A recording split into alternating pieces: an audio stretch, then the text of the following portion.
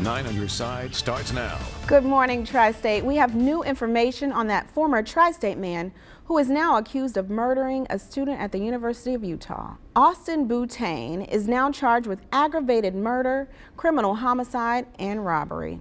Police in Salt Lake City say he killed an exchange student from China while trying to steal the student's car. He and his wife are also suspects in a homicide in Golden. Mount Healthy police handed out candy during Halloween, but they also made sure registered sex offenders stayed away from children.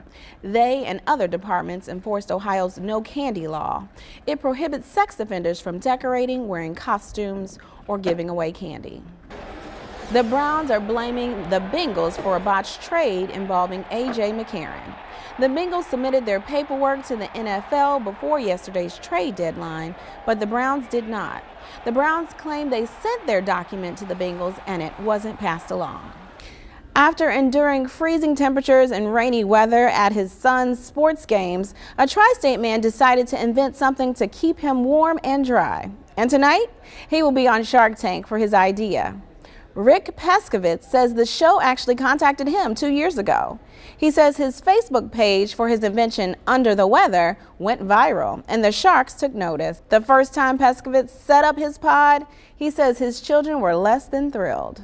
I remember back the first time I brought my first sample in 2010 to watch our kids play, and I set it up and sat in it, and my son looked at me and said, "You look like a freaking idiot." Peskovitz says he's sold 40,000 pods in the 4 years the company has been around, but says there's still a lot to learn. Watch him tonight on Shark Tank at 9 o'clock right here on 9 on Your Side. Several hundred Obama supporters were at Miami University's gymnasium yesterday to hear First Lady Michelle Obama. She emphasized what her husband has done to make college more affordable and accessible. That when you've worked hard and done well, and you finally walk through that doorway of opportunity, you don't slam it shut behind you.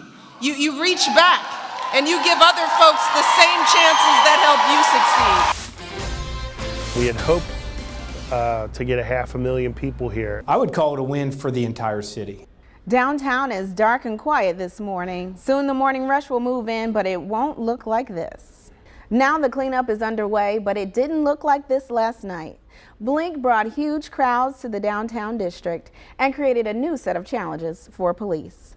Because it gets so crowded, whether it's the sidewalks get jammed, I mean, we have to improvise, traffic gets backed up.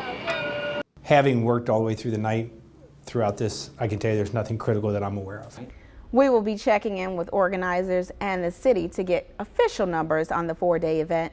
We'll let you know when we have those results.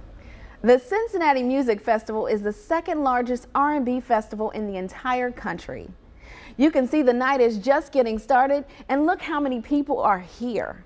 I've talked to music lovers from Texas, Michigan, and all over the Tri-State. 70,000 people are expected to spend their weekend here in Cincinnati.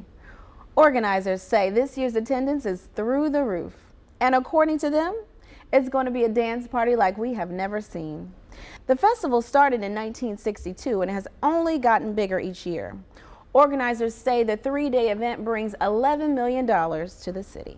I like the vendors, get some stuff that just to spend money with the black entrepreneurs. I like to support the city of Cincinnati. They treat us well. And the artists, of course, And then I just like spending money. You can't take it with you. Mary J. Blige will be the headliner tonight. She's expected to take the stage around 11:20, but there are plenty of acts happening all night long. And Usher will be headlining tomorrow night. If you're headed down there this weekend, there are plenty of events happening before and after the concerts. We have a full line of festival events and parties on WCPO.com. A grateful mother is in search of a flying pig hero tonight. In the midst of the marathon, her son collapsed. A stranger stepped in and just may have saved his life. All of a sudden I just lost it, and I lost my balance, and I fell on the ground, and I didn't know where I was, and I just passed out. Hopefully you're watching, because I want to give you an extra big hug as well. We appreciate the sacrifice you made, and I know it was a huge sacrifice for you. So thank you, thank you, thank you. If you know who that stranger in the white shirt was, please let us know. That's 9 on Your Side at noon for this Wednesday. We'll see you again at 4 for the Now Cincinnati. And don't forget, keep 9 on Your Side at your side everywhere you go. Download the WCPO 9 on Your Side app now.